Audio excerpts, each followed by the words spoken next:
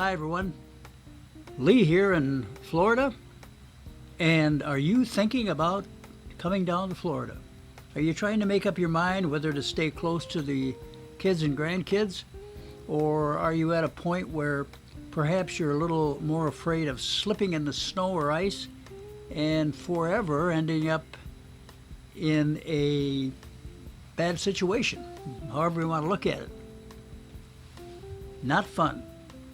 It's not fun to break a hip, break a knee, especially at this age.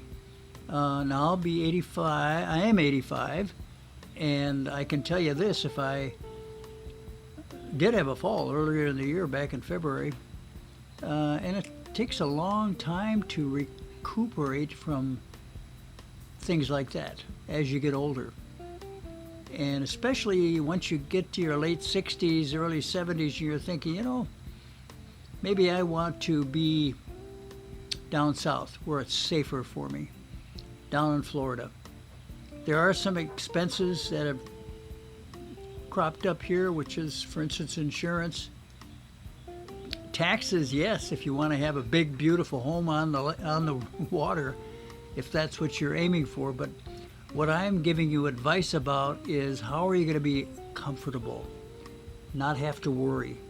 Hopefully you have enough income, whether you got a pension plus Social Security or you got some money put away.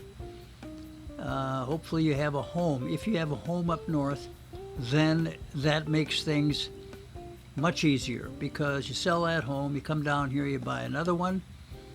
And what I would advise is not to have any kind of mortgage payment or car payment if you can, although that's not as important, as long as you keep it around a couple $100. You don't have to have an expensive car down here, even a brand new one. I mean, you really don't. My car is, 12 years old, and it runs like a top. All I've done is change the oil in 3 years. You don't have the maintenance on automobiles down here that you have up north in Minnesota, Maine, or Detroit, all those northern tier places, because you just don't have the wear and tear of the winters. So, getting back to whether or not you should come down here, my advice is this. From what we learned when we came down, which is now going to be, next January, this coming January, it will be 13 years down here. So I highly recommend it for keeping yourself healthy and keeping yourself involved, because it's very easy to get around. I mean, you don't have any snow or ice or anything like that. You're not going to slip. You might trip and fall, like I did when I had the flu. I was too weak to take the dog out. I did anyway and fell, of course. Dumb. But most of all, you don't worry about slipping on the ice or getting a broken hip. I'm not saying it can't happen, but the odds are a lot less down here. And we can walk, as we do every morning and evening, with our dog. We have a toy poodle, and we walk a couple of miles a day. And at my age, it's decent. It's enough, because I have a pool. I would advise, if you're going to be here year-round, have a pool. I don't recommend staying year-round without a pool, or at least access to a pool. I'm not saying you have to have one on your house. We do, but you don't have to have a pool house. But right now, the prices are down, and you can get a pretty nice house. We started out looking for 2,000 square, because all my houses have been like 2,200 square feet minimum. And the last one was 3,000 square feet up in Minnesota. But when we came down here, I started looking, and then all of a sudden, do we really need that? 4 bedrooms and all this. I got to thinking, maybe not. How often are the children or grandchildren going to visit? And it's not nearly, for anybody that I know, it's not nearly as often as you might think it would be. You think they're all going to flock down because you down here maybe have a pool and they want to get away during the winter. Well, that's true somewhat, but not as much as you think. They have their own lives to lead. They have their own program for their life and their children. That's my kids, the grandchildren, the great-grandchildren, that's my point. And I would say that, yes, I love them dearly. They love their grandpa. And I get on the phone, talk to them, and today it's so easy to communicate back and forth. And the main thing you have to remember about your grandchildren, great-grandchildren, and your children, of course, is that when you talk to them, I tell them, hi, you need any advice on anything? You got anything that's troubling you? Can I help you with anything? Because I've lived a long time and I can tell you some good advice. And sometimes there's periods in each one of their lives where they need the boost, they need the help, and I've done that with most of my grandchildren. I boost them up, boost their spirits, try and give them a little direction in their lives. But most of all, I tell them how much I love them. Now, you can say that to them from Florida up north, Minnesota, Maine, New York, wherever they are, and it has the same impact. Same impact. You have to let them know how much you love them. Don't expect them to be calling you all the time and telling you how much they love you. You have to call them. You have to stay in touch. And once you understand that, they're busy. You're kind of invisible. Even when you're near. We found that, my wife and I, my second wife, that we were the invisible people. Way back. And now I'm getting more invisible. I think I'm fading away. But the thing you want to remember when you come down here is, first of all, any way you do it, don't come down to Florida unless you can not have a mortgage payment, preferably not a car payment, but if you don't have a $1,000 one, if you got a couple $100, that is not going to hurt. I don't know what's your situation. Everybody's situation is different. Some have a little more discretionary income. Some have a lot of money in the bank, and they come down here and they spend like fools. The way I look at it. Because the happiness is really staying in contact with your family every day. My wife is from Russia, and she talks to her daughter, granddaughter, great-grandchildren every day. So that's love. And you can do that from a distance. You don't have to do that, you have to be next door to them or in the same neighborhood or whatever. Excuse me. So my advice, if you're going to move down here, if you're young enough, have the energy, if you're maybe in your 60s or early 70s and you want to come down here and then drive back up for the summer up north, which my neighbor does right next door, that's what they do. They have a condominium up north on a river somewhere in Michigan. And they come down, they'll be down here sometime in this month and stay till April, May, whatever. So it's wonderful to be here. Let me tell you that. The first time we came down and stayed at a friend's double wide in Inverness, Florida. We just took a vacation. That was in 2009, and it changed our tune a lot about whether or not to move south. My wife was tired of the cold. I didn't realize it. I thought, well, here, I'm from Minnesota. I'm just like Russia, where she came from. Of course, she worked for 12 years in Siberia. Probably not her happiest time. But she was used to the cold, so I thought, well, this is fine. She'll do fine. And we did. While she was here, we ended up moving because I was renting house. My house was out at the time, and we just decided to come down here to Florida, visit a friend's place.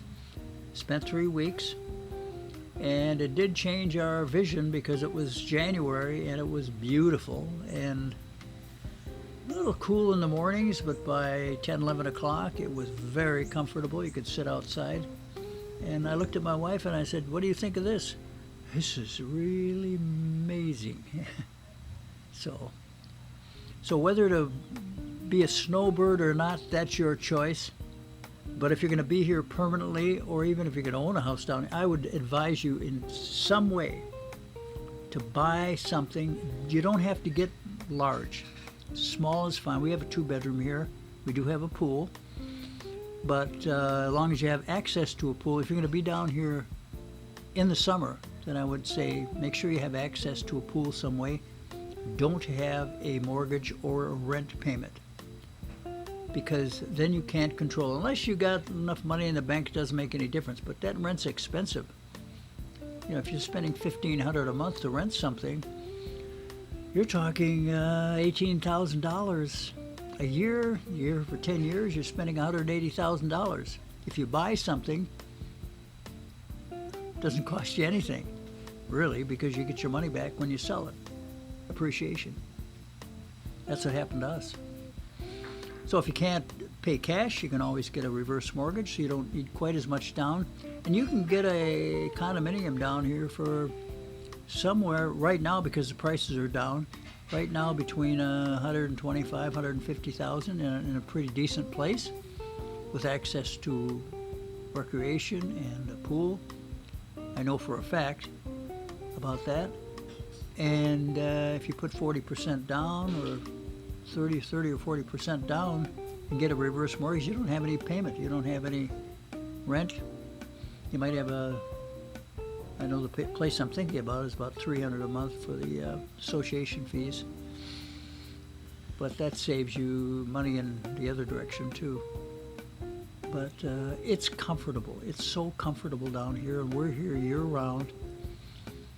And kids want to come down, that's fine. I keep in contact with everybody. If I haven't talked to some of the grandchildren, then I'll give them a call just to see how they're doing and tell them how much I love them.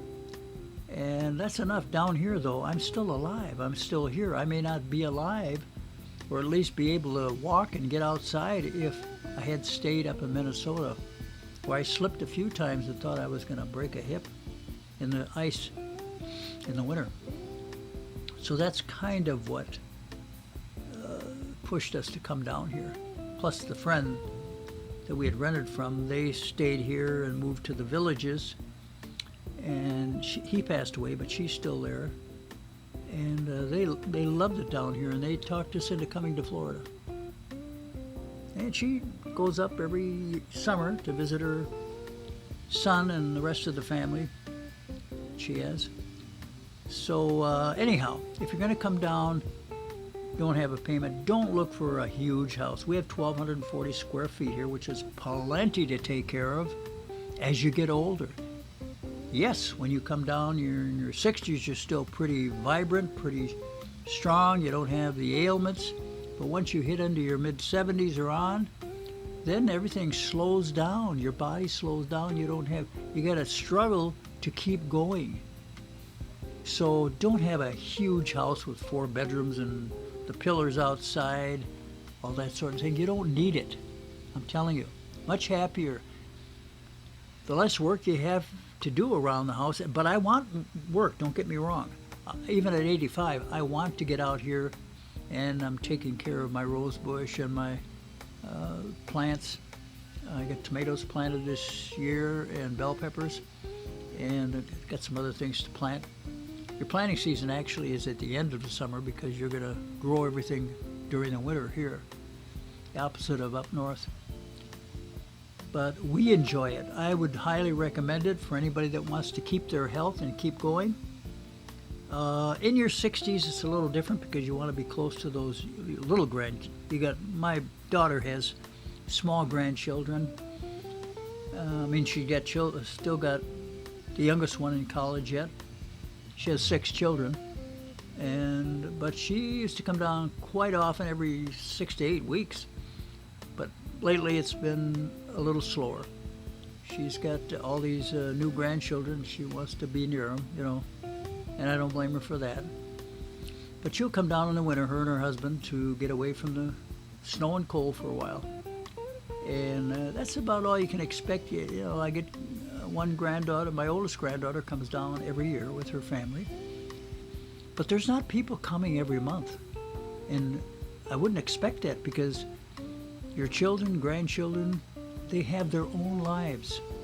And even if you live close to them, it's hard to get together with them a lot. It's difficult because they are busy with their lives. They're busy raising their children and busy with their trying to make it. You know what I mean? So I would advise you to, and it wasn't easy for us when we decided to come up, but I said, wait a minute. My new wife and I had been here 5 years. She had been here 5 years, 6 years, almost 7 years actually. Yeah, she was down 7 years up in Minnesota, and people didn't come. They didn't come to visit. We were invisible. You're invisible. And the older you get, the more invisible you get. So you got to make your own way. And down here, I can stay healthy enough to be able to do things. I'm 85. I just finished redoing my deck. That is power washing and painting it. It looks very nice. And I do a lot of things around the house here. I do have somebody coming during the summer to mow because it's too hard in the heat for me. But once